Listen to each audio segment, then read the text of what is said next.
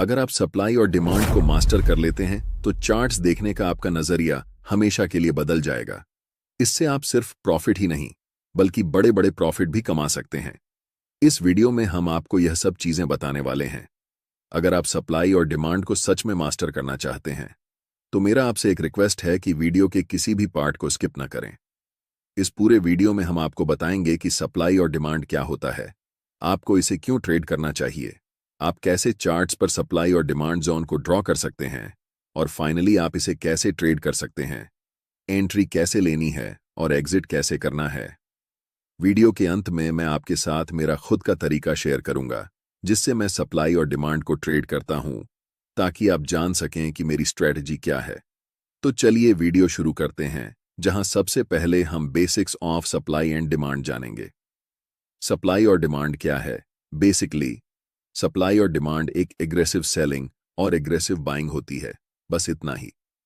Aggressive buying और aggressive selling हमें बताती है कि बड़े लोग या बिग बॉयज कहां पर मार्केट में इंटर कर रहे हैं और कहां से एग्जिट कर रहे हैं, और बिग बॉयज प्राइस को किस डायरेक्शन में पुश कर रहे हैं। कैंडलस्टिक पैटर्न को ध्यान से देखो। ये बड़े रेड कैंडल हमें बताते हैं कि यहां पर एग्रेसिव सेलिंग हुई है, यानी कि यहां बड़े वॉल्यूम्स और बड़े मोमेंटम शामिल हैं मार्केट को नीचे लाने में। अब नेक्स्ट चार्ट पर ध्यान दें। आप यहां देख सकते हैं कि यहां पर एग्रेसिव बाइंग हुई है, जिसका मतलब है कि बिग बॉयज बड़े वॉल्यूम और बड़े मोमेंटम के साथ प्राइस को ऊपर ले जा रहे हैं। इन्हीं दोनों चीजों को आपको देखना चाहिए जब आप सप्लाई और डिमांड को ट्रेड कर रहे होते हैं, क्योंकि ऐसे मोमेंटम हमें बताता है कि स्मार्ट मनी कहां पर मार्केट में एंटर कर रही है, मार्केट को किस डायरेक्शन में ले जा रही है और मार्केट से कहां पर एग्जिट कर रही है।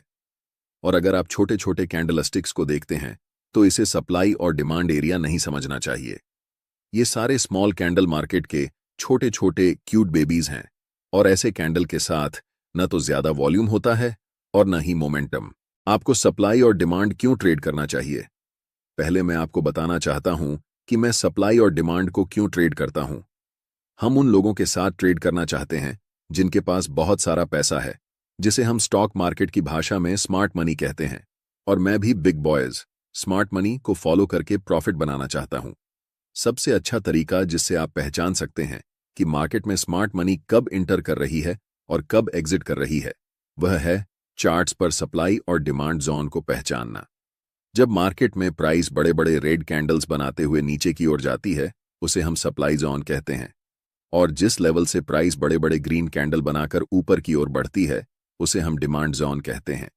हम सिर्फ चार्ट पर बड़े मोमेंटम वाले कैंडल्स को देखेंगे जो हमें बताते हैं कि बिग बॉयज या फिर स्मार्ट मनी मार्केट में प्रवेश कर चुकी है। इस बात को हमेशा याद रखें कि हम रिटेल ट्रेडर्स हैं और मार्केट के बड़े प्लेयर्स के मुकाबले हमारे पास बहुत कम पैसे होते हैं। इन बड़े प्लेयर्स के पास 500 करोड़, 1000 करोड़, 2000 करोड़ जैसी बड़ी रकम होती है। चार्ट्स को ध्यान से देखो। ऐसे मोमेंटम को देखने के बाद आपको पता चल जाता है कि बड़े प्लेयर्स, जिन्हें हम स्मार्ट मनी कहते हैं, इस लेवल पर मार्केट में प्रवेश कर रहे हैं। तो मेरा आपसे सवाल है, क्या आप ऐसी जगह पर खरीदना चाहोगे? अगर आपका जवाब नहीं है तो आप मार्केट में हमेशा के लिए लूजर ही रह जाओगे। लेकिन मुझे पता है कि आप सबका जवाब हां होगा, क्योंकि आप मार्केट में प्रॉफिट बनाने आए हैं और यहां तो आपके सामने मुफ्त पैसे पड़े हुए हैं। आप जानते हैं कि स्मार्ट मनी के पास बड़े पैसे हैं, बड़ी पावर है और उनके पास मार्केट को मूव करने की ताकत है। सबसे बड़ी गलती जो रिटेल ट्रेडर्स कर सकते हैं वह है ऐसे स्मार्ट मनी के खिलाफ ट्रेड करना जो आपसे अनलिमिटेड टाइम बड़ा है।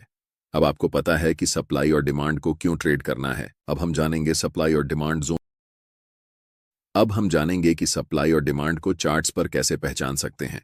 पहला तरीका यह है कि ट्रेड में आपको तभी एंट्री लेनी है जब आपको कम से कम 3 मोमेंटम कैंडल्स दिखें। हो सकता है कि एक मोमेंटम में 4-5 बड़े कैंडल्स हों, लेकिन कम से कम 3 तो होना ही चाहिए, तभी हम ट्रेड में एंट्री ले सकते हैं। जैसे कि इन 3 मोमेंटम कैंडल्स को देखो। ध्यान रखना कि ऐसे छोटे कैंडल्स को सप्लाई और डिमांड मत समझना। इस एग्जाम्पल में हम इन 3 ग्रीन मोमेंटम कैंडल्स का इस्तेमाल करेंगे। दूसरा चीज आपको यह करना है कि ऐसे एरिया ढूंढना है जहां से मोमेंटम शुरू हुआ है, और उन तीनों कैंडल्स के जस्ट प्रीवियस वाले कैंडल पर हम एक रेक्टेंगल बॉक्स ड्रॉ करेंगे। ध्यान देना कि वह बॉक्स कैंडल की हाई और लो को पूरी तरह कवर कर रहा हो। अब जो आपको चार्ट्स पर यह रेक्टेंगल एरिया दिख रहा है, यह पूरा एरिया एक डिमांड जोन है। और अगली बार जब भी प्राइस इस जोन में आएगा तब यहां से आपको बाय ट्रेड में एंट्री करनी है। क्योंकि यहां पर ऐसा हो चुका है तो ध्यान देने वाली बात यह है कि प्राइस इस जोन तक आया और उसके बाद बड़े ग्रीन कैंडल्स बनाते हुए शूट अप कर गया। सोचिए, अगर आप ऐसी जगह पर मार्केट में ट्रेड एंट्री करते हैं तो आप बहुत ज्यादा पैसा बनाने वाले हैं। चलिए अब एक और एग्जाम्पल देखते हैं।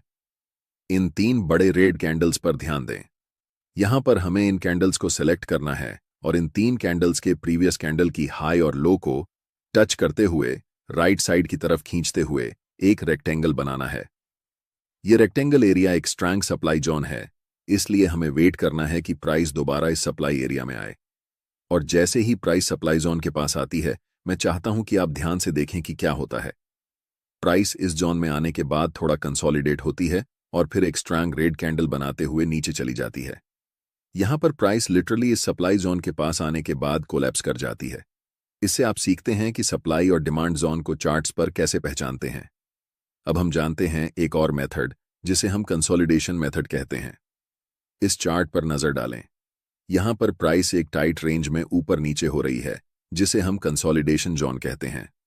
अब हम एक रेक्टेंगल टूल लेंगे और इस पूरे कंसोलिडेशन जोन को कवर करते हुए राइट साइड की तरफ रेक्टेंगल को ड्रॉ करेंगे। ध्यान से देखिए कि प्राइस इसके बाद क्या करती है।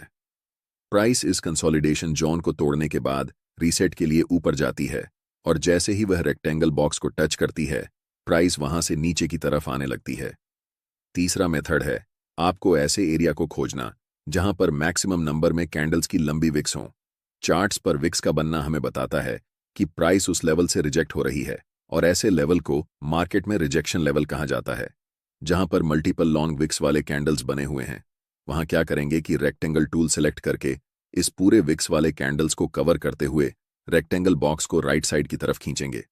आपको दिखेगा कि अगली बार जब प्राइस इस लेवल पर आई तो प्राइस यहां से बड़े बड़े ग्रीन कैंडल्स बनाते हुए शूट अप कर गई। इसे हम कह सकते हैं कि यह एक बहुत ही स्ट्रॉन्ग डिमांड जोन है। अब हम पूरे यकीन के साथ कह सकते हैं कि आप सप्लाई और डिमांड जोन को चार्ट्स पर पहचानना सीख चुके हैं।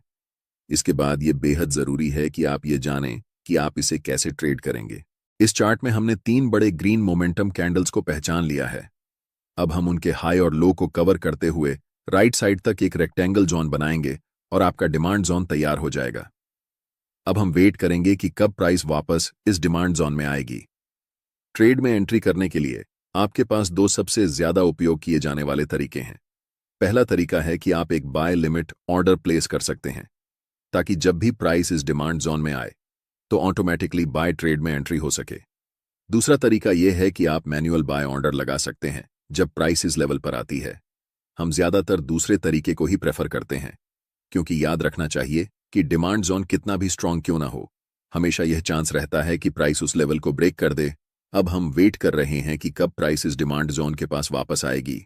जैसे ही प्राइस इस डिमांड जोन के पास आती है या फिर उसे टच करती है, आपको तुरंत मार्केट में एंट्री नहीं लेना है। पहले मार्केट को कंफर्मेशन देने दो कि अब मार्केट ऊपर जाने वाली है। आप देख सकते हैं कि यहां पर एक 2G कैंडलस्टिक पैटर्न बना है और ये लंबी विक्स हमें बताती है कि प्राइस यहां से रिजेक्शन ले रही है। लेकिन हम अभी भी कंफर्म नहीं हुए हैं कि प्राइस ऊपर ही जाने वाली है, इसीलिए हमें और इंतजार करना पड़ेगा।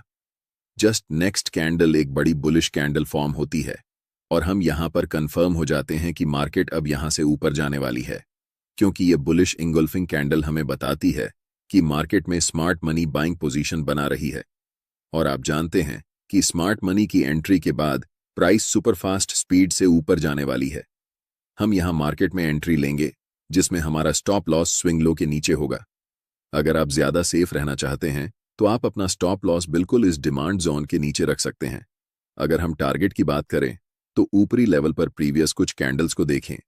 यहां पर 3 लगातार रेड कैंडल्स बनी हैं और उनके जस्ट प्रीवियस कैंडल एक लॉन्ग विक्स रिजेक्शन कैंडल है, जिससे हम कंफर्म हो जाते हैं कि यह लेवल एक सप्लाई जोन है। इसीलिए जब प्राइस इस लेवल को टच करेगी, हम अपना प्रॉफिट यहां बुक करेंगे। जब एक बार कोई सप्लाई या डिमांड जोन प्राइस का रिस्पेक्ट नहीं करता है तो आपको पहले से ड्रॉ किए हुए रेक्टेंगल को डिलीट करना है और फिर नए सप्लाई और डिमांड जोन को चार्ट्स पर ड्रॉ करना है। अगर कोई नया सप्लाई या डिमांड जोन नहीं दिख रहा है तो हम मार्केट में वेट करेंगे। जब प्राइस इस लेवल से 3 बड़े ग्रीन कैंडल्स बनाती है तो हमें पता चलता है कि यह एक नया डिमांड जोन है। इन 3 ग्रीन कैंडल्स के जस्ट प्रीवियस कैंडल को कवर करके हम एक रेक्टेंगल बॉक्स राइट साइड की तरफ खींचेंगे। अब हम इंतजार करेंगे कि प्राइस कब इस डिमांड जोन के पास आएगी ताकि हम ट्रेड में एंट्री कर सकें। इस एरिया में हमें दिख रहा है कि कैंडल्स के पास बड़े बड़े विक्स हैं, इसलिए हम यहां एक सप्लाई जोन ड्रॉ कर सकते हैं।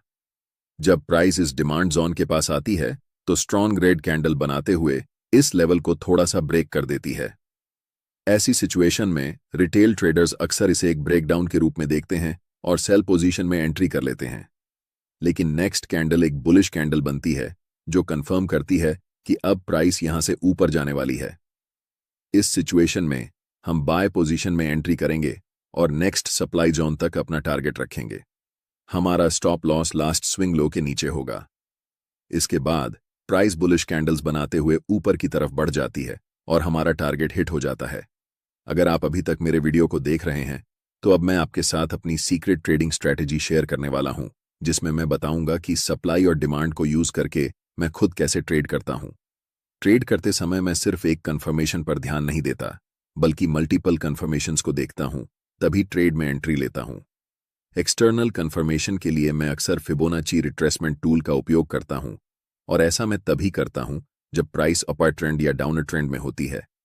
फिबोनाची टूल को कभी भी साइडवेज मार्केट में यूज नहीं करना चाहिए, और यहां एक अप ट्रेंड है, इसलिए हम फिबोनाची टूल को ड्रॉ करेंगे।